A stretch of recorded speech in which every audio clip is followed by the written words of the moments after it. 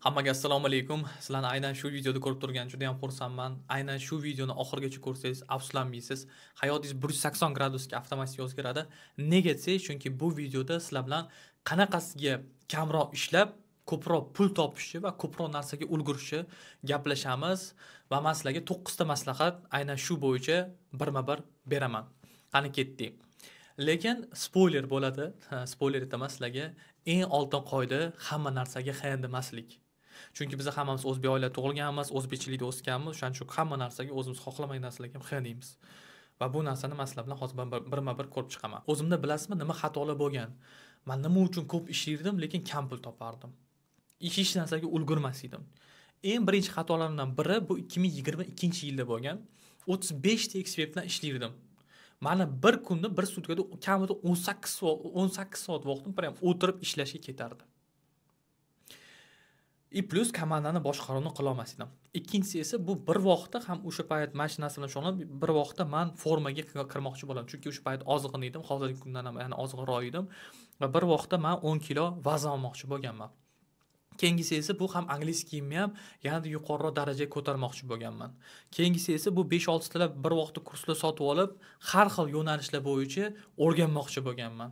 Keyingisi esa bu shaxsiy hayotimni ham to'g'rilamoqchi bo'lganman. Mana shu hamma aytib berayotgan narsani men bir vaqtda qilmoqchi bo'lganman. Lekin hech narsaga ulgurmas edim, hech narsa qila olmas edim, hech narsaga nima desa bo'ladi, sof daromadim ham yetmas edi. Hamma joyda xato qilardim. Bilasizmi, itok nima bo'lardi? Xaos bo'lardi, bardak bo'lardi. Hayotim, fikrim, atrof muhitim, hamma narsa bardak bo'lib ketgan. Lekin bu narsaga ham ko'p pul ketgan va asab ketgan. Xo'p, endi sizga bitta savol beraman. Mana sizga aytib berganimda, hattoba bittasida bo'lsa ham o'zingizni bundoq tanidingizmi? Va mana bunaqa qilaman, lekin nega pul kelmaydi? Men bunaqa qilaman. Nima uchun men o'rgana olmayapman, lekin nega ulgurmayapman? Yoki kunim bir xil o'tib ketyapti degan o'zingizda ham savol bo'lishi mumkin. Agar siz o'zingizni taniyotgan bo'lsangiz, tabriklayman. Shu bo'yicha, shu vaziyatdan, shu holatda qanaqasiga chiqib ketish bo'yicha 9 ta maslahat sizlarga aytib beraman.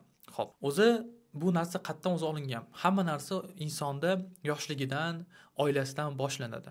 Yoshligimizda uydan chiqqan ustanovka nima? Ota-ona tomonidan.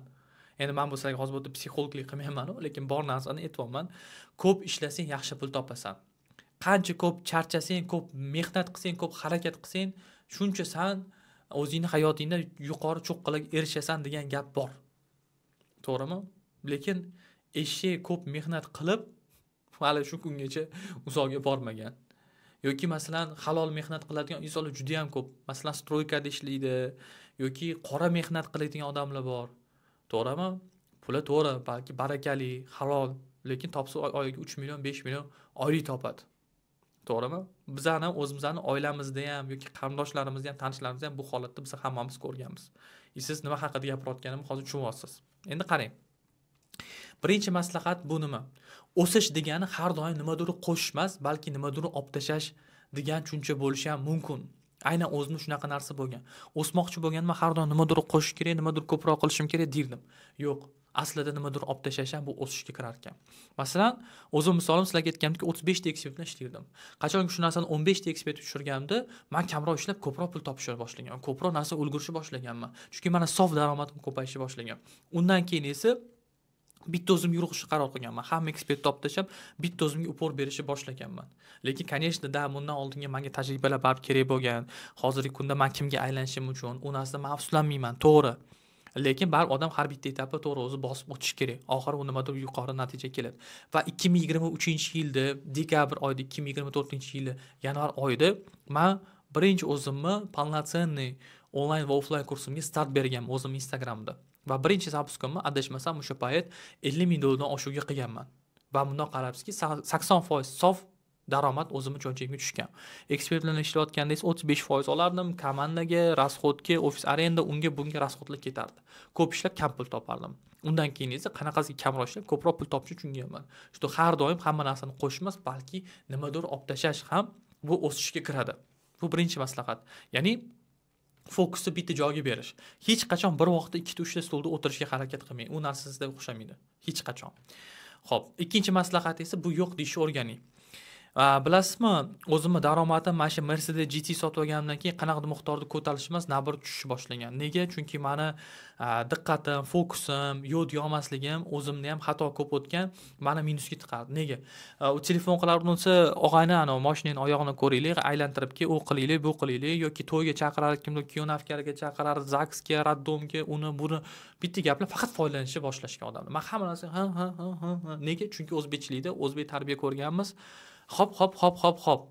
Mana shu hop-hoplik nimaga olib keldi bilasizmi? O'sha narsa juda ko'p minusga olib keldi. Nafaqat o'zimni, balki boshqa insonlarni ham o'zning hayotimda shu narsani ko'rganman. Uchinchi maslahat esa bu minimum norma qo'ying. Ko'p hayotingizni sohalarga. Masalan, agar siz hayotingizni umuman trenirovka qilmasangiz, siz masalan sog'lig'ingiz, boshqa narsangiz minusga qarab ketadi. Endi men sizga solishtirib beraman.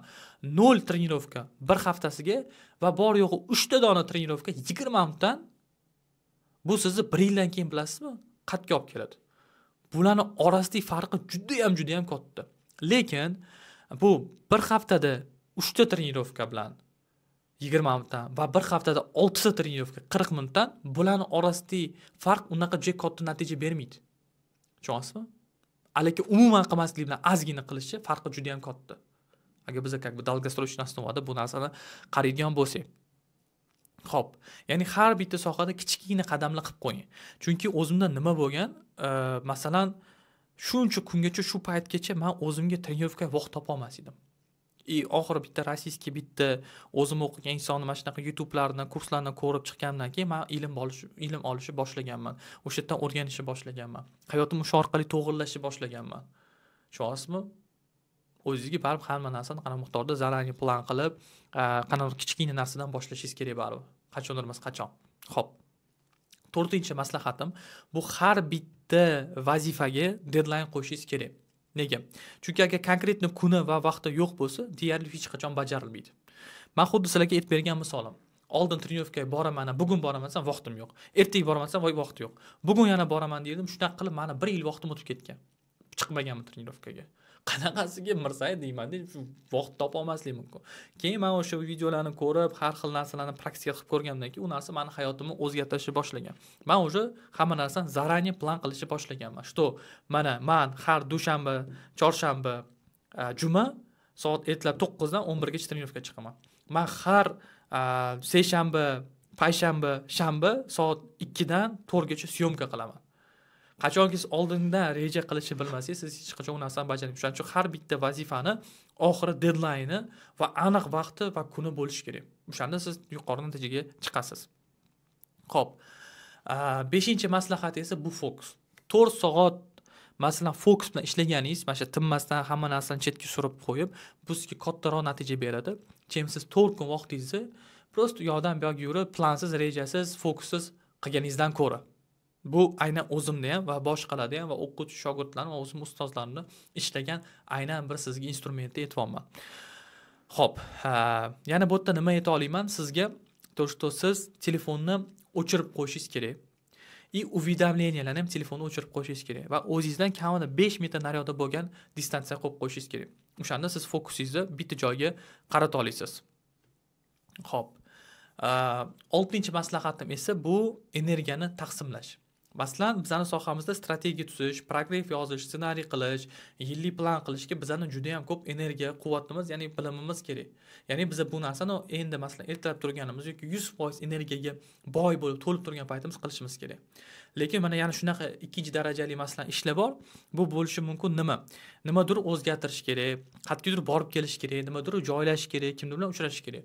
Bu narsa uchun bizning 100% energiya quvvatimiz bo'lishi shart emas. 50% energiya bo'lsa ham, ozgina charchaganroq bo'lsa ham, biz bu narsani bajara olamiz. Va 3-inchisi esa bu masalan aytaylik, umuman energiyamiz yo'q, kuchimiz yo'q. Bu narsani kunni oxiriga qo'ysa ham bo'ladi. Masalan, kimdirga gaso yozish, masalan kimdir jamoaviy xodimdan qanaqadir aytaylik pravkani olish, masalan bergan vazifasi qabul qilib olish, direktlarda javob berib chiqish yoki prosta ko'chada nomiga qarab uchrashuv bo'lishi mumkin. Bu narsa ko'p odamni energiyasi talab qilinmaydi. O'shaning uchun har bitta narsani siz energiya asosida taqsimlab chiqishingiz kerak bo'ladi. Xo'p, 7-maslahatim esa bu telefoningizni hamma уведомление Telegram, Instagram, WhatsApp nima bo'ladi o'chirib qo'ying. Sizga umuman kerak emas, chunki siz postoyan chalg'itaveradi. Telefonni o'zingizdan uzoqroqni ushlashga harakat qiling. Bu uchun bizada bitta приложение bor, App Store'da bor, Apple Play Marketda bormi yo'qmi, Androidda bilmayman, OneSec degan. Bu приложение установка qilasiz va siz Instagram va Telegramga kirib, masalan, blokirovka qilib qo'yish shu приложенияларga siz kirishingizdan oldin kamiga 15-20 sekund sizga kirmasligi bu bir sabab bo'ladi. Yo'l qo'yib bermaydi sizga. Chunki o'sha narsani bossangiz, sizga aytadi, "Men bu упражнениeni bajar, uni упражнение bajar" va har safar siz неосознанный holatda o'sha qo'lingizga telefon olib kiraman deganingizda u sizni to'xtatadi. Ya'ni qanaqadir bir ma'lum bir harakatdan o'tishingiz kerak bo'ladi demoqchiman. Tushunasizmi? O'zim bitta video ko'rganimda o'sha yerda nima deyilgan, masalan, kuniga bitta statistika bo'yicha odam kamida 200 marta qo'liga telefon oladi. Soat ko'radi, vaqtda qaraydi, Telegram kiradi, Instagram kiradi, уведомление tekshiradi, chalg'iydi juda ham ko'p. Bitta narsaga keyin fokus qaratish uchun uni kamida 15 minut vaqti ketadi. Yoki undan oldin qilgan ishi esdan chiqib qoladi. O'sha videoni ko'rganimda sanab chiqdi, shu YouTube'ga, Telegram, Instagramga umumiy hisobda 80 marta besabab, bemaqsad kirganini o'sha приложение to'xtatib qolgan. O'sha payt miyangizda shil cho'kadi. Men hozir bekor kiryapman deysizki, keyin qo'yib qo'yasiz. Bu narsa ham sizni ancha vaqtingizni va hayotingizni vaqtini ekonom qilishga yordam beradi. 8-maslahat esa bu rejimni to'g'irlash. Chotki, masalan, 4 soat ishlaganingiz, siz 20 soat neproduktivniy, bezenergichniy ishlaganingizdan ko'ra afzalroq va effektivniroq. Masalan, aytaylik, qarang. Siz 20 soatlab ishlaysiz, bor yo'q 4 soat uxlaysiz. 4 soat uxlagandan keyin odam 2-3 soatmi 4 soat uxlagandan keyin ertasiga uni miyasi 100% zo'r ishlamaydi. Yaxshi uxlamasangiz, bu sizga juda ham ko'p minuslar olib keladi. Immunitet tushib ketadi, xotirangiz tushib ketadi, qorin chiqishni boshlaydi, masalan, sog'lig'ingiz ketadi. Umuman aytganda, kreativность ketadi. Bizning sohamizda eng muhim narsasi bu kreativность yoki strategiya tuzish. Bu narsa ko'nikmalaringiz avtomatik tushib ketadi. Chunki biz hammamiz odammiz, robot emasmiz. O'shaning uchun любой sportsmen ham katta natijaga erish uchun organizmga dam berish kerak. Aqlli inson ham miyasiga dam berish kerak. Tushunasizmi? Undan ko'ra 20 soat hard work qilib, Instagramda milliarderlarni YouTube'da intervyu ko'rib, odam ishlash kerak, faqat qilish kerak, to'g'ri 7 ga degan hamma narsa ishonmang. To'g'ri ishlash kerak. To'g'ri rejim bilan produktiv ishlash kerak va fokus bilan ishlash kerak. Mana shu hamma maslahatlarimga amal qiladigan bo'lsangiz, o'shanda siz hayotingizni aniq o'zgartira olasiz. 9-maslahat esa oxirgisi bu delegировать qilish. Aynan bir ishni. Delegировать bu nima? Kimga просто ish buyurib qo'yish emas. Bu nima? Masalan, agar siz o'zingiz masalan bajara oladigan vazifa bor va boshqa inson ham o'sha vazifani bajara oladi. Undan ko'ra o'zingiz emas, o'sha birovga topshirganingiz bu sizga namnoga effektivroq bo'ladi. Qarang, masalan, dunyoda nechta dollar milliarderlar bor, Forbes'larga kirgan, to'g'rimi?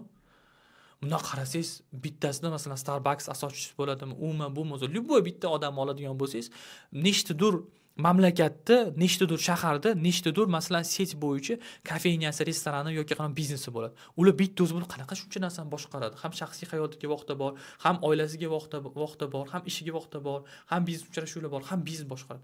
Asosiy elementarniy maktabdanmi, institutdan kelib bittagina ish bajara olmaysiz, bunday o'ylab qarasa. Chunki ular mana shu hamma maslahat bo'yicha ishlaydi. Ya'ni bu o'zimning maslahatim emas, конечно, men ham qattiq o'rganib sizlarga shu narsani bo'lishyapman. Lekin bitta normal odam bir sutkada 8 soat ishlaydi, produktivniy. Agar siz oldingizga bitta yordamchi assistent oladigan bo'lsangiz, siz o'sha bir sutkada ikkita odam bo'lgan hisobiga 16 soat ishlaysiz. Chunki uni ham 8 soat, siz ham 8 soatingiz, bu как 16 soatli ish. Tasavvur qiling, ustiga yana 9 ta xodim oladigan bo'lsangiz, o'zingiz bilan birgalikda 88 soat, 24 soatga ishlagan bo'lasiz. Bu взлом sistema. Любой narsada, любой sohada даже o'ylanib cheat kod bo'ladi. Kim yoshlikda mana GTA o'ynagan bo'lsa, cheat kod terasiz, pul ko'payib ketadi. Hayotda ham shunaqa cheat kodlar bor. O'shaning uchun siz ko'proq narsa o'rganmoqchi bo'lsangiz, o'zingiz qila oladigan ishni boshqa odam qila oladimi? O'sha narsani ularga как бы delegировать qilishingiz kerak. Masalan, men o'zimdan nima delegировать qila olmayman. Kechga meni o'rnimga kelib, men bu yerda video yozib keta olmaydi. To'g'rimi? O'sha o'zim kelib, o'zim представлялab, o'zim sizlarga shu narsani gapirib berishim kerak. Chunki hech kim men bo'la olmaydi. Lekin masalan, bu bo'lishi mumkin, prezentatsiyani yasash, dizaynni yoki syomka qilish. Bu narsani boshqa insonlar qila oladi. O'shaning uchun bu narsani как бы delegировать qilaman. Mana shunaqa ishlar bor, delegировать qilib bo'lmaydi. Xo'p. Agar lekin sizda aytaylik moliyaviy jihatdan, ya'ni finansiy muammo bo'lsa, puldan va siz daromadingiz qanaqa ko'tarishni bilmayotgan bo'lsangiz yoki qanaqasi Instagram orqali daromad topishni bilmayotgan bo'lsangiz, aynan siz uchun 0 dan 5000 dollargacha daromad chiqish bo'yicha 6 oydan 12 oygacha bo'lgan muddatda birma-bir instrument strategiyasini ko'rsatib berganman. Shu videoga o'tasiz, oxirigacha ko'rasiz, 1 soatlik bepul dars sizga. Qadam-qadam strategiyani tushuntirganman. O'sha yerga o'tib, marhamat, o'zingiz fikringizni yozib qoldirsangiz bo'ladi. Oxirigacha ko'rsangiz, siz oxirida juda zo'r bonus kutyapti. Xayr, salomat bo'ling. Siz bilan ko'rishganimdan va yana bir marta so'zga chiqqanimdan juda ham xursandman. Agar siz qanaqa savolingiz qolib ketgan bo'lsa, mana shu pastda kommentariyada qoldirsangiz, hammasiga birma-bir javob berib chiqaman. Videoga o'tib olish esa esdan chiqmasin.